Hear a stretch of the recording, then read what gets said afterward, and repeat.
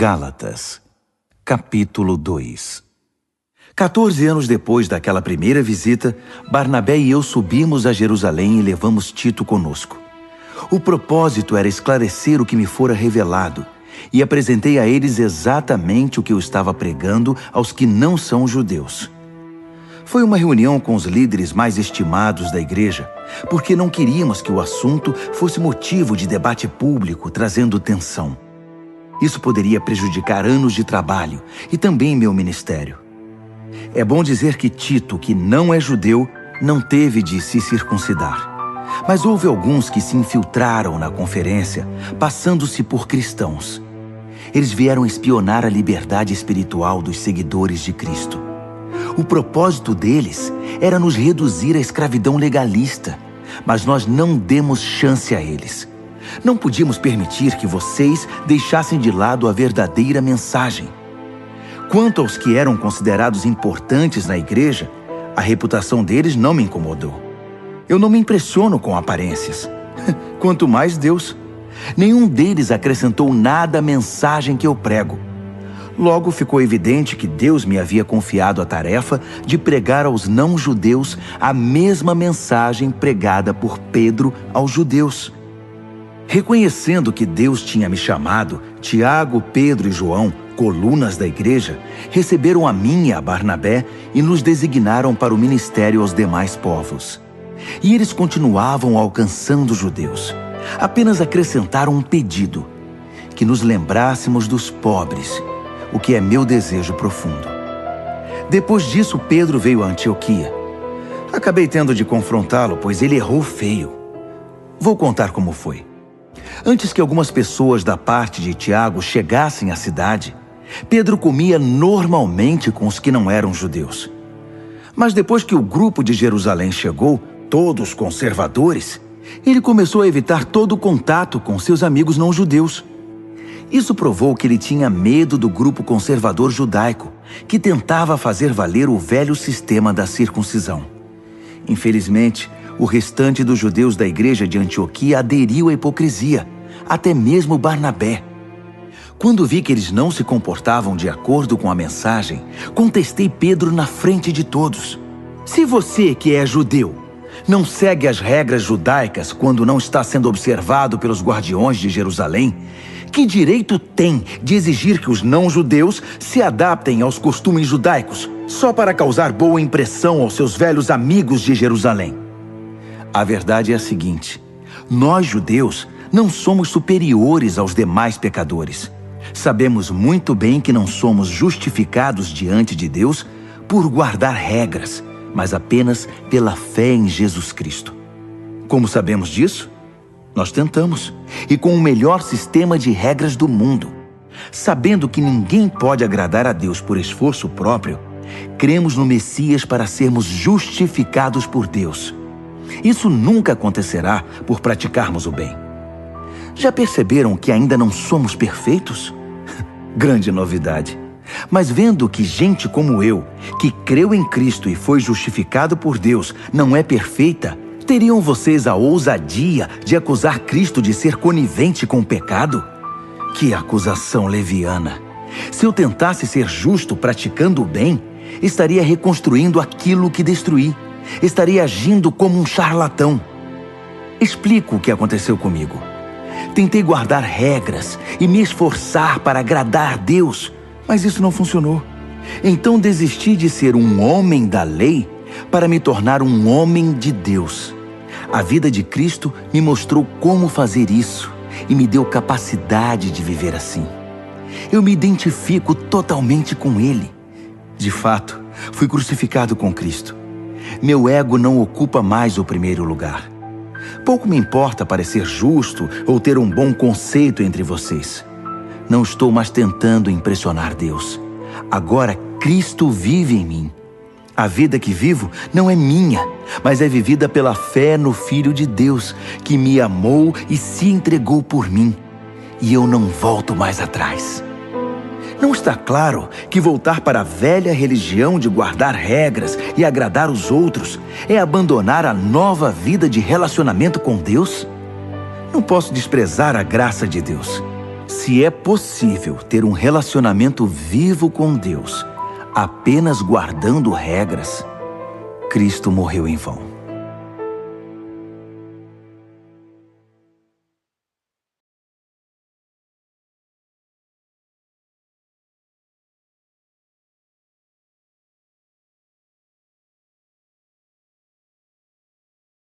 Gálatas, capítulo 6.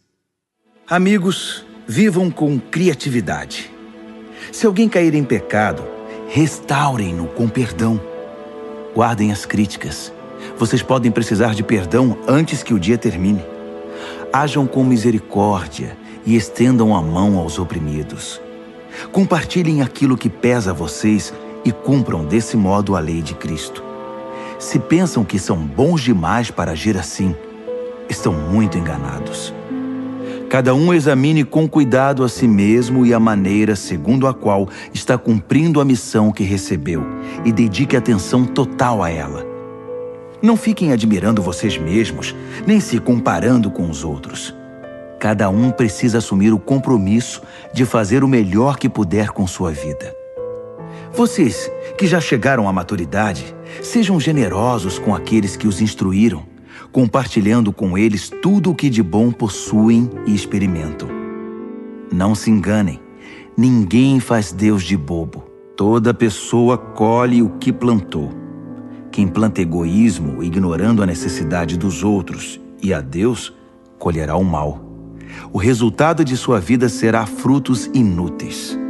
Mas aquele que planta conforme Deus, permitindo que o Espírito faça a obra de crescimento nele, terá uma colheita de verdadeira vida, vida eterna. Portanto, não se cansem de fazer o bem. No tempo certo, teremos uma boa colheita, se não nos desesperarmos nem desistirmos. Cada vez que tivermos chance, trabalhemos para o benefício de todos, a começar pelos mais próximos de nós na comunidade da fé. Nestas linhas finais, chamo a atenção para os traços grossos da minha caligrafia, para ressaltar a importância do que escrevi. Aqueles que tentam impor a vocês a prática da circuncisão têm um único objetivo: querem parecer bons sem fazer esforço, pois não têm coragem de viver a fé que compartilha o sofrimento e a morte de Cristo.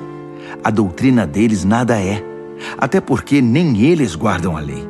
Observam apenas as leis que interessam aos seus propósitos. Eles querem que vocês sejam circuncidados para que possam se orgulhar do sucesso em recrutá-los para o lado deles. Como são desprezíveis! Quanto a mim, não vou me orgulhar de nada, a não ser da cruz do nosso Senhor Jesus Cristo. Por causa daquela cruz, fui crucificado aos olhos do mundo, libertado da atmosfera sufocante, da necessidade de agradar os outros e me encaixar nos padrões mesquinhos ditados por eles. Percebem que esta é a questão principal? Não é o que fazemos, como submeter-se à circuncisão ou rejeitá-la. É o que Deus está fazendo. E Ele está criando algo novo, uma vida livre. Todos os que caminham por esse padrão são um verdadeiro Israel de Deus, seu povo escolhido. Paz e misericórdia sejam com eles. Francamente, não quero mais ser incomodado com essas disputas. Tenho coisas mais importantes para fazer, como viver a fé com seriedade. Trago em meu corpo as cicatrizes do meu trabalho por Jesus. Que tudo o que nos é concedido livremente pelo Senhor Jesus Cristo venha a ser de fato de vocês, meus queridos amigos. Amém.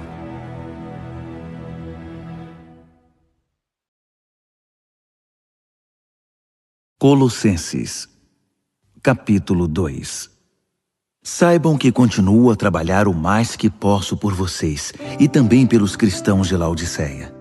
Poucos de vocês me conhecem pessoalmente, mas isso não faz diferença. Estou do lado de vocês, junto com vocês. Vocês não estão sozinhos. Quero vocês unidos numa vida de amor em contato com tudo que se pode saber sobre Deus. Assim, terão a mente confiante e em paz, concentrada em Cristo, o grande mistério de Deus. Todos os ricos tesouros da sabedoria e do conhecimento estão incrustados nesse mistério. E o mistério foi revelado a nós. Digo isso porque não quero que ninguém os induza a alguma busca inútil do que chamam de mistérios ou o segredo. Estou muito longe, é verdade, e talvez vocês nunca me vejam, mas acreditem, estou do lado de vocês. Estou satisfeito em como vocês têm conduzido tudo de modo cuidadoso e ordeiro. E estou impressionado com a substância da fé que vocês têm em Cristo. Meu conselho a vocês é simples e direto. Prossigam com o que receberam. E vocês receberam Cristo Jesus, o Senhor. Agora vivam nele. Vocês estão profundamente enraizados, bem fundamentados nele e conhecem o caminho da fé. Agora façam o que aprenderam. A aula acabou. Deixem os livros de lado e comecem a vivê-lo. E que a vida de vocês transborde em ação de graças. Cuidado com os que tentam deslumbrar vocês com belos discursos e linguagem pseudo-intelectual. Eles querem envolver vocês em discussões intermináveis que não servem para nada. Divulgam suas ideias por meio de tradições vazias, de seres humanos e superstições vazias de seres espirituais. Não é esse o caminho de Cristo. Tudo que é de Deus tem expressão nele, de modo que vocês podem vê-lo e ouvi-lo claramente. Não precisam de telescópio, de microscópio, nem de horóscopo para compreender a plenitude de Cristo e o vazio do universo sem ele. Se vocês o buscam, a plenitude dele os alcança. Seu poder abrange todas as coisas. Entrar nessa plenitude não é algo que se possa entender ou conseguir. Não é algo que se obtém com a circuncisão ou com a observância de uma longa lista de regras. Não, vocês já estão dentro. Sim, dentro. Não por meio de algum ritual secreto de iniciação, mas pelo que Cristo já fez por vocês, destruindo o poder do pecado. Se estão à procura de um ritual de iniciação, vocês participaram de um quando foram batizados. Estar sob as águas foi o sepultamento da velha vida de vocês. Ser levantado das águas foi a ressurreição. Deus ressuscitou vocês como fez com Cristo. Pensem nisso. Todos os pecados perdoados, a lista toda apagada, a velha ordem de prisão cancelada e pregada na cruz de Cristo. Ali, ele desapossou todos os tiranos espirituais do universo de sua autoridade falsa e os obrigou a marchar humilhados pelas ruas. Portanto, não se submetam a ninguém que os pressione por causa de detalhes como dieta, modo de cultuar ou dias santos. Todas essas coisas são apenas sombras das coisas que haveriam de vir. A substância é Cristo. Não tolerem os que tentam governar a vida de vocês, exigindo reverência e insistindo em que vocês se juntem a eles em sua obsessão por anjos e visões. É tudo conversa fiada. Eles não têm nenhum contato com a fonte da vida, Cristo, que nos reúne a todos numa única peça, e seu fôlego e seu sangue passam através de nós. Ele é a cabeça, e nós o corpo. Só teremos um crescimento saudável em Deus se Ele nos nutrir. Assim, se com Cristo vocês deixaram para trás aquela religião pretensiosa e infantil, por que agora se permitem intimidar por ela? Não toquem nisto, não provem aquilo, não cheguem perto daquilo. Acham que essas coisas que hoje estão aqui e amanhã desaparecem são dignas de atenção? Ditas em voz alta, essas ordens podem impressionar. Chegam a parecer religiosas, evocando humildade e sacrifício, mas não passam de outra forma de autoprojeção, de parecer importante.